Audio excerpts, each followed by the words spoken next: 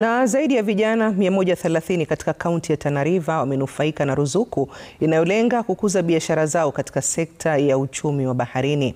Mpango huo unalenga kupambana na ukatili wa kijinsia na mauaji ya wanawake katika jamii. Akizungumza kwenye maonyesho ya wakulima wa samaki yaliyofanyika kijijini Isowe katika eneo la Tana Delta, meneja wa mpango wa Bluebees Numia Skiti alisema takriban shilingi milioni 3 zimekabidhiwa wanawake ili kuondoa dhulma na ukatili ambao unaathiri wanawake katika sekta ya uvuvi. Wanawake wamejielewa. Unasikia? Unajua si wenye tuko pale jikoni ndo tunajua mambo. Sawa. Mara pengine bwana ametoka hajaleta kitu. Umeelewa? Wewe hata ukisema unachukua pesa pale unaleta hapa, si bado zile zingine unaendeleza na biashara. Hivyo sasa. Cases kama ubakaji, kudhulumiwa wanawake kijinsia kama wanaume, kuwapiga.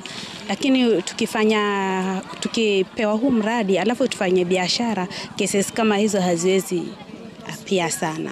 Na in the fisheries and aquaculture sector sana ni wanawake wanadhulumiwa kimapenzi, especially kule kwa landing sites wakiwa wanataka samaki. Kwa hivyo the Bahari Boost Challenge Fund, kama nilivyotangulia kusema, ni hope yetu kwamba wale wanawake watakapopata zile pesa kuendeleza biashara zao watakuwa more independent, and with being more independent inaongeza their voice and the power to make decisions for their own businesses, and in that case with increased independence then inaweza reduce gender based violence pale nyumbani.